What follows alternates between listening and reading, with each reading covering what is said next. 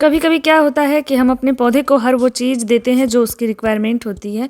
जैसे उसको समय से पानी देना हुआ, उसको अच्छे से कंपोस्टिंग करना हुआ, उसकी वेल ड्रेन सॉइल मतलब कि ऐसा मिट्टी बनाते हैं जिससे पानी डालने के बाद पानी पूरा बाहर निकल जाता है और मिट्टी को भिगोते हुए। लेकिन फिर भी हमारे पौधे में वैसी ग्रोथ नहीं देखने को मिलती है और फूल भी अच्छे से नहीं आते हैं या कलियां बनती हैं तो वो खिलती ही नहीं हैं। तो इन सब चीज़ों के लिए एक चीज़ जिम्मेदार होता है जिस पे हमारा ध्यान नहीं जाता है और जिसकी वजह से हमारे पौधे की अच्छी ग्रोथ नहीं होती है।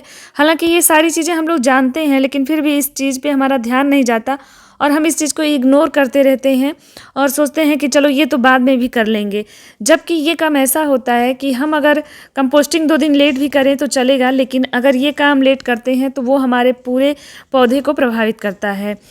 तो मैं बात कर रही हूँ यहाँ पे अपने जो सॉइल मिक्स होती है पौधों की, उसको लूज़ करने के बारे में। मतलब समय समय पे जो हम निराई गुड़ाई करते हैं उसमें जो लेट करते हैं उसकी वजह से हमारे पौधे में वैसी ग्रोथ नहीं होती है जैसा हम चाहते हैं, चाहे हम उसकी कितनी भी केयर कर लें। तो इसका एक बहुत बड़ा रीज़न होता है कि हम पौधे की जो सॉइल मिक्स होती है उस पर ध्यान नहीं देते हैं और वो बहुत हार्ड हो जाती है और बहुत दिनों तक हम उसकी निराई गुड़ाई या इस तरह से उसको लूज़ नहीं करते हैं। तो इसका क्या प्रभाव पड़ता है पौधे पर, उन सारे पॉइंट्स पे आज बात करूंगी। तो वीडियो को लास्ट तक ज़रूर देखिएगा, वीडियो को स्किप मत करिएगा। बहुत ही इंपॉर्टेंट इन्फॉर्मेशन है हमारे पौधों से रिलेटेड। तो क्या होता है कि हमारे पौधे की जो ग्रोथ होती है ना, वो 80% उसके रूट सिस्टम पे डिपेंड करती है, यानी कि उसकी जड़ों पे निर्भर होती है। यानी कि अगर जड़ उसकी अच्छी होगी, जड़ों का विकास अच्छा होगा तो पौधे को अच्छी खुराक मिलेगी और हमारे पौधे की भी ग्रोथ अच्छी होगी। लेकिन जब हम जो है अपने समय समय पे अपने मिट्टी की निराई गुड़ाई इस तरह नहीं करते हैं, मिट्टी को लूज़ नहीं करते हैं और कंपोस्टिंग करने के बाद या बार बार समय समय पर हम जो पानी देते हैं उसकी वजह से हमारी मिट्टी जो है वो हार्ड हो जाती है।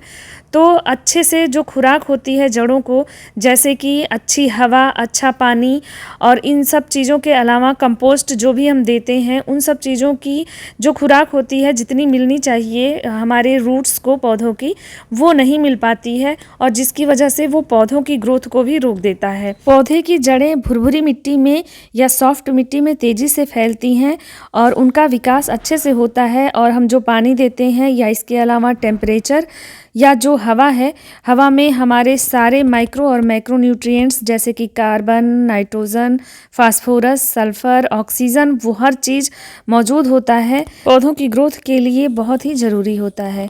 तो हवा में सारे ही मैक्रो और माइक्रो न्यूट्रिएंट्स होते हैं। हवा का मतलब यहाँ हमारे इन्वायरमेंट से है, जो कि मिट्टी और हमारे पौधे लेते रहते हैं। और इसके अलावा हम जो भी बोनस के तौर पे उनको कंपोस्ट देते हैं तो वो सब मिट्टी के थ्रू ही पौधे को मिलती है और मिट्टी के थ्रू हमारी जड़ें पहले उनको लेती हैं। तो अगर पौधे की जड़ों को स्वस्थ रखना है तो मिट्टी को इस तरह से हमेशा सॉफ्ट करते रहना है। सॉइल मिक्स के हार्ड होने के बहुत सारे रीज़न होते हैं जिन पे हमारा ध्यान नहीं जाता है। जैसे हम कई तरह के कंपोस्ट करते हैं, खास करके सर्दियों के मौसम में जब हम सरसों खली का कंपोस्ट डालते हैं, चाहे वो लिक्विड फॉर्म में डालें या सॉलिड फॉर्म में डालते हैं, तो 1-2 दिन के बाद वो हमारी मिट्टी को हार्ड कर देता है जब धूप लगता है तो मिट्टी को। तो इस बात का हमें ध्यान देना होता है। जब भी हम कंपोस्टिंग करते हैं तो हम अपनी मिट्टी को लूज़ करते हैं, क्योंकि कंपोस्टिंग करने से पहले ये काम बहुत ज़रूरी होता है। तो कंपोस्टिंग करने से पहले क्या क्या काम करना चाहिए और इस पे एक डिटेल वीडियो है मेरे चैनल पे, मैं उसका लिंक डिस्क्रिप्शन में दे दूँगी, आप वहाँ से चेक कर सकते हैं। तो इस बात का ध्यान तो हमें देना ही होता है कि कंपोस्टिंग से पहले हम मिट्टी को इस तरह से सॉफ्ट कर लें, लेकिन कंपोस्ट करने के बाद भी हमें 2-3 दिन के बाद एक बार मिट्टी को चेक ज़रूर कर लेना चाहिए कि कहीं हमारी मिट्टी हार्ड तो नहीं हो गई है।